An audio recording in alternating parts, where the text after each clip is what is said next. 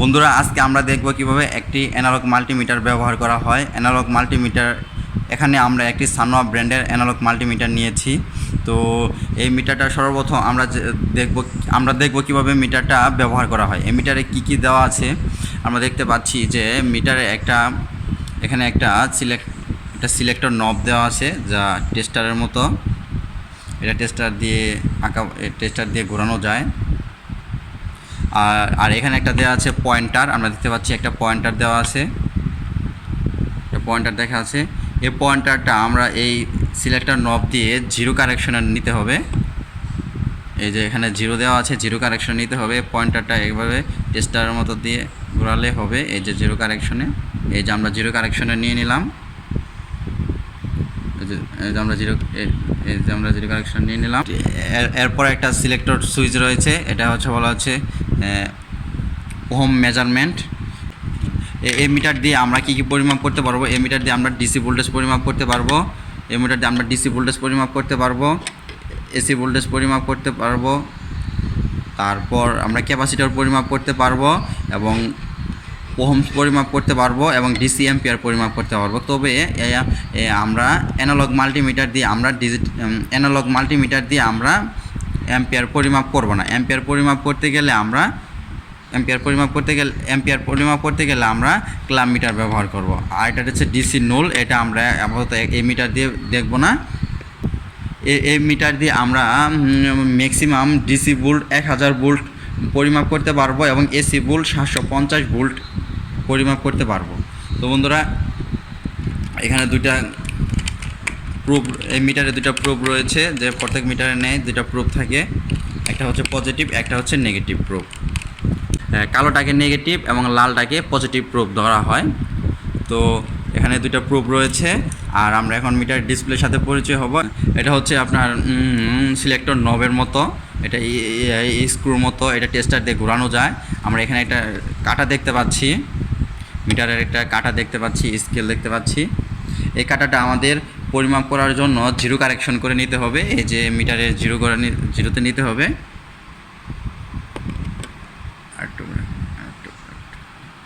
আমরা সিলেক্টর নবটা গিয়ে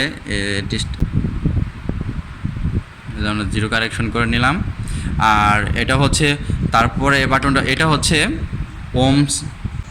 সর্বপ্রথম আমরা রেজিস্ট্যান্স পরিমাপ করব। এখানে আমরা যদি 0 থেকে 1 ওহমের নিচে পরিমাপ করতে চাই, তাহলে সিলেক্টর নবটিকে 1 ঘরে রাখতে হবে। আর যদি আমরা 1 থেকে 10 ওহম পর্যন্ত পরিমাপ করতে চাই, তাহলে সিলেক্টর নবটিকে 10 পর্যন্ত রাখতে হবে। সেমভাবে যদি আমরা 500 বা 0 থেকে 1 কিলো ওহম পরিমাপ করতে চাই, তাহলে সিলেক্টর নবটিকে 1 কিলো ওহমের ঘরে পরিমাপ রাখতে হবে। এখানে আমরা একটি ম্যাগনেটিক কন্ডাক্টর নিয়েছি, ম্যাগনেটিক কন্ডাক্টরের কয়েল পরিমাপ করব। এভাবে ধরতে হবে। তো আমরা ম্যাগনেটিক কন্ডাক্টরের কয়েল পরিমাপ করব। তো আমরা বুঝতে পারছি ম্যাগনেটিক কন্ডাক্টরের কয়েল রেজিস্ট্যান্স সাধারণত 1 কিলো ওহমের নিচে হবে। তাই আমরা 1 কিলোতে মিটারের সিলেক্টর নবটিকে 1 কিলোতে ওহম করলাম। এখন আমরা কয়েলের 2 প্রান্তে দেখতে পাচ্ছি যে এটার রেজিস্ট্যান্স দেখাচ্ছে, মিটারে কাটা দিয়েছে। তো তার আগে আমরা আরেকটা জিনিস করে নিচ্ছি। এখানে প্রত্যেকটা আপনারা একটু খেয়াল করে দেখতে পারবেন, এখানে প্রত্যেকটা মিটারের স্কেলে প্রত্যেকটা গড়ের রেঞ্জ দেওয়া আছে। যেমন এটা ওহম, এটা এসি ভোল্টেজ, এটা ডিসি ভোল্টেজ, এটা ক্যাপাসিটর, তো এটা এসি ভোল্টেজ। তো বাম পাশ থেকে প্রত্যেকটারই শুরু হয়েছে, আমরা একটু খেয়াল করে দেখতে পারবো। যেহেতু এটা অ্যানালগ মিটার, এটা অ্যানালগভাবে পাঠ দেবে, এটা ডিজিটাল না, এটা কোনো ডিজিট উঠবে না, বা ডিজিটালভাবে হবে না। তো আমাদের এটা একটু খেয়াল রাখতে হবে। তো আমরা এখন ক্যাপাসিটর পরিমাপ করলাম। এখন আমরা ক্যাপাসিটর পরিমাপ করব। এই যে আমরা দেখতে পাচ্ছি, একটু এই সাইডে, এই যে আমরা দেখতে পাচ্ছি ক্যাপাসিটর একক হচ্ছে মাইক্রোফ্যারাড। তো আমরা এটা দিয়ে ক্যাপাসিটর পরিমাপ করতে পারবো। তো আমরা সিলেক্টর নবটিকে ক্যাপাসিটর করে নিয়ে নেব। তো ক্যাপাসিটর পরিমাপ করার জন্য আমরা একটা ক্যাপাসিটর নিয়েছি। যেহেতু এটা অ্যানালগ মিটার, তো এটা দিয়ে আমরা ক্যাপাসিটর অ্যাকুরেট কত ভ্যালু আছে এটা পাবো না। তো আমরা ক্যাপাসিটরটি ভালো কিংবা খারাপ এটা আমরা জাস্ট দেখতে পাবো।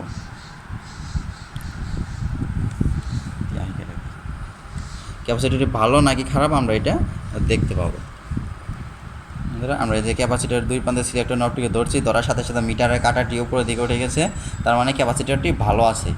তো আমরা আসলে এটা যেহেতু অ্যানালগ মিটার, তাই অ্যানালগভাবে পার্ট দিবে, তো ডিজিটাল থাকলে আমরা ডিজিটাল অ্যাকুরেট মানটা পাইতাম। এটাতে আমরা শুধু দেখতে পারবো ক্যাপাসিটরটি ভালো নাকি খারাপ। তো এরপর আমরা পরিমাপ করব এসি ভোল্টেজ, এরপর আমরা ডিসি ভোল্টেজ পরিমাপ করব। ডিসি আমরা সর্বোচ্চ 1000 ভোল্টেজ পর্যন্ত পরিমাপ করতে পারবো। তো আমরা একটি পেন্সিল ব্যাটারি নিব। আমরা এখানে একটি পেন্সিল ব্যাটারি নিয়েছি। আমরা সবাই জানি পেন্সিল ব্যাটারি হচ্ছে 1.5 ভোল্ট হয়ে থাকে। তো 1.5 ভোল্ট হতে গেলে আমাদের এখানে জিরো থেকে 2.5-এর নিচের ভোল্ট, যেহেতু আমাদের এটা 1.5 ভোল্ট, আমাদের সিলেক্টর নবটিকে আমরা যেহেতু আমরা এটা 1.5 ভোল্ট, তাই এটা সিলেক্টর নবটিকে আমরা 2.5 ভোল্টে রাখবো। তাই আমরা পেন্সিল ব্যাটারির দুই প্রান্তে আমরা